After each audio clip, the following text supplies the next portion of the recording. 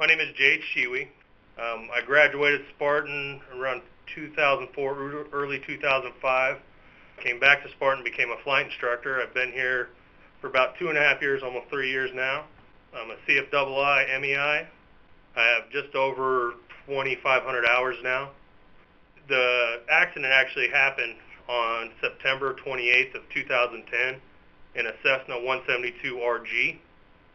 We were doing a normal flight instructor sorority where we go out and work with a candidate that's working on his flight instructor's license. So I was sitting in the left seat, he was sitting in the right seat. The student was having a kind of a rough day. We were running out of time to complete the flight, so I took over flight controls and came back into Riverside.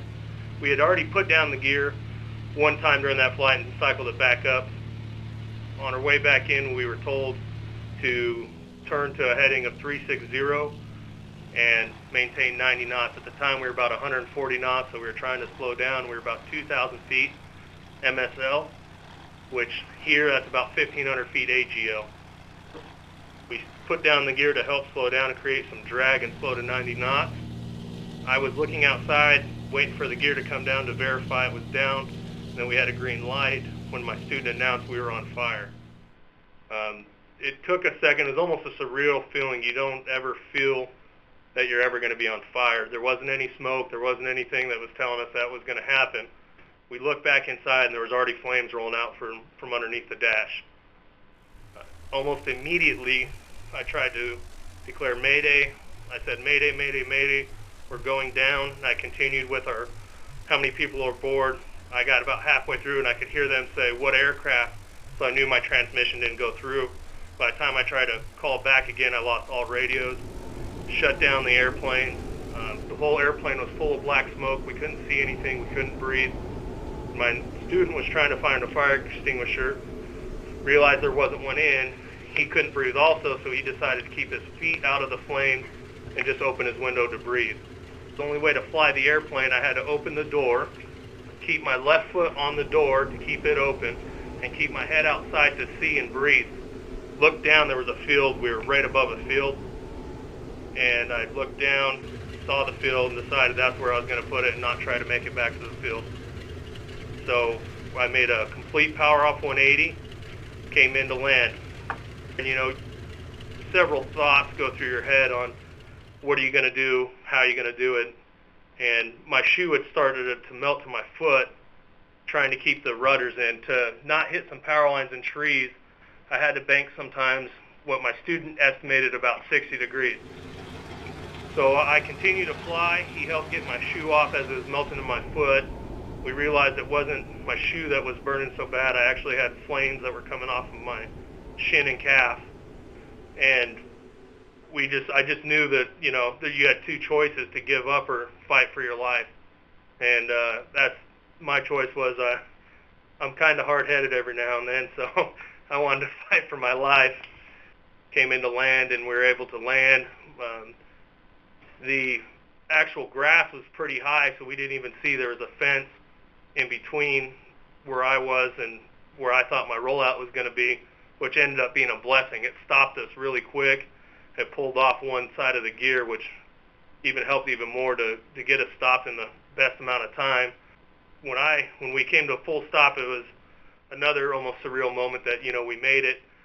I exited the plane like I was on fire, because I was, and jumped out quickly, put out my leg and went back, and my student was getting ready to come out of the airplane. We got him out successfully and made it to a road where we waited for the fire department to pick us up. I had second and third degree burns from the knee down, pretty much on the shin. It burnt pretty good, almost to the bone. And I lost some of my big toe. I'm dealing with some back issues too from the landing. Because hanging outside the airplane, I kind of bent around the seatbelt. So that's, you know, it's a lot better than the alternative. I would take it any day. From the last NTSB report, which I printed off on the 25th of this month, they suspect that it was a hydraulic pump, which is located on the pilot side of the firewall, was the cause of the fire. So that puts the flame starting inside the cabin, not on the engine side.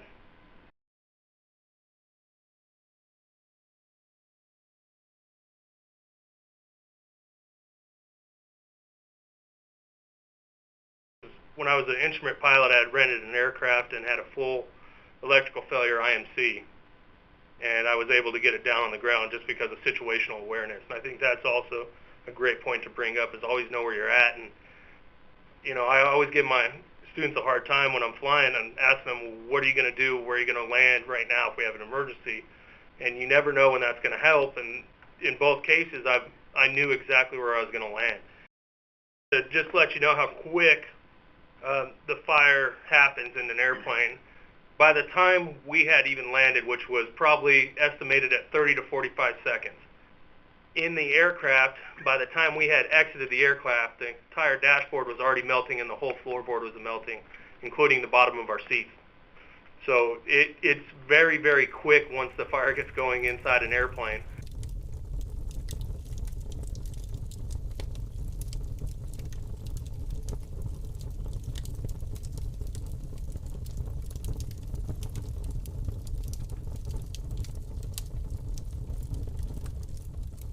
I worked at a FBO for about 5 years while I was going to school, and I talked to an Air BP pilot who was doing pipeline, and he had had an engine fire, and he had told me the only reason why he was there talking to me today is because he put it down immediately. And from then on, I said, well, if I've ever catch on fire, which I doubt, that's what I'm going to do, because I always want to walk away. So you never know where you're going to learn what you need to do. And it could be from an instructor, it could be from reading a magazine, but I think having a key point in your mind saying, if this ever happens to me, I'm going to do this. Because you don't know if it's going to be 500 feet off the ground or 10,000 feet. You never know how much time you have, period.